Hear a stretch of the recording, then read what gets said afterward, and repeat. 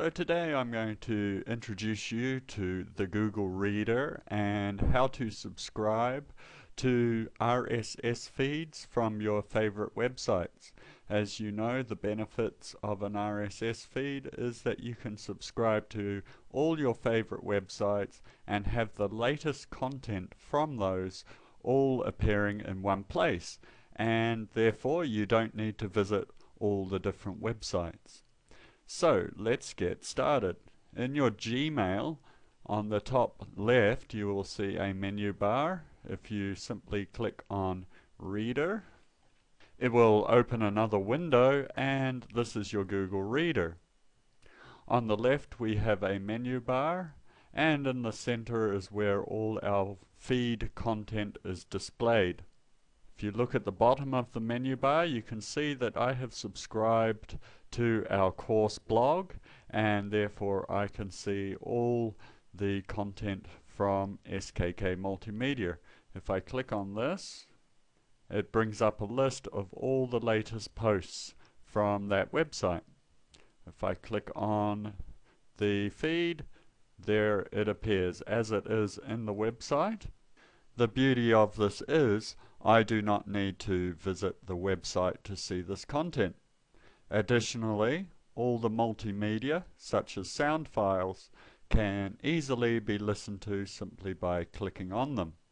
For example, if I click on to listen and read this post, I can then listen to the podcast, and I can even save it onto my MP3 player. So suddenly all the sound files that you've created and put on your blog posts can easily become podcasts for your learners. However, as you can see, I have only subscribed to one site, and that's our blog. So I need to subscribe to more sites to make my Google Reader more worthwhile. So to do that, I actually need to visit the sites that I want to subscribe to. Here I am at Darwin's blog, and I want to keep up with her reflections or her homework that she's been doing. So I scroll down to Meta, and on the Meta you'll see Site Admin, Logout, and Entries RSS. If I click on that, I'm taken to this page.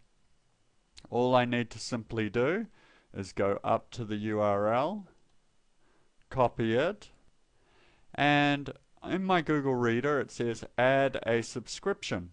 I simply click on this, I paste the URL for Darwin's RSS feed, click add, and in a moment you can see it's on my subscriptions. On the left it says Darwin's Fantastic Island, and I can see all of her feeds.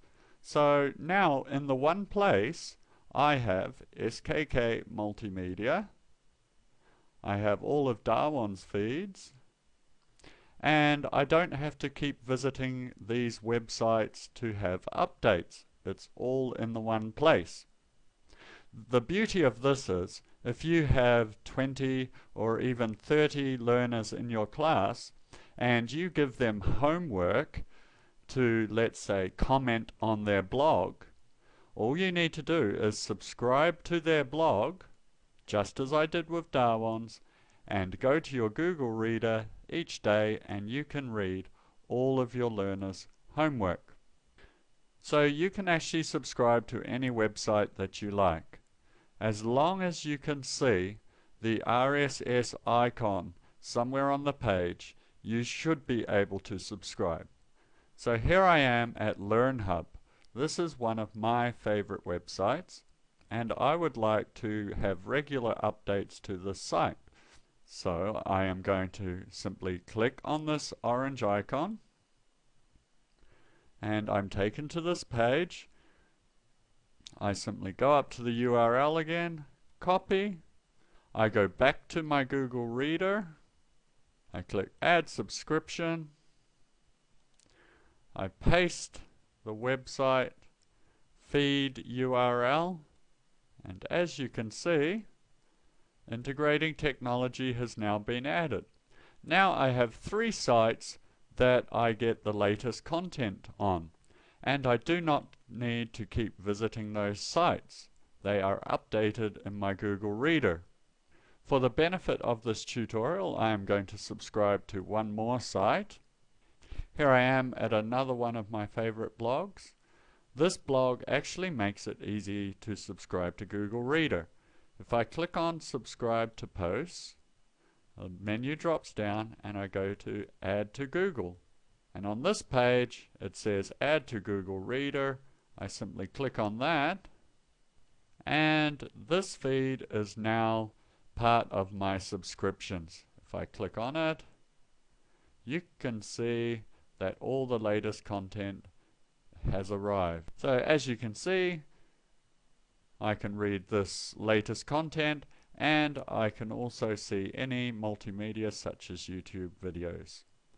So there we have it. I have subscribed to 4 different sites. The beauty of this is you can have a list of all your learners, and you only need to visit your Google Reader to read their latest entries, or in this case it might be their latest reflections or homework. Alternatively, you can subscribe to the comments that learners leave on your blog.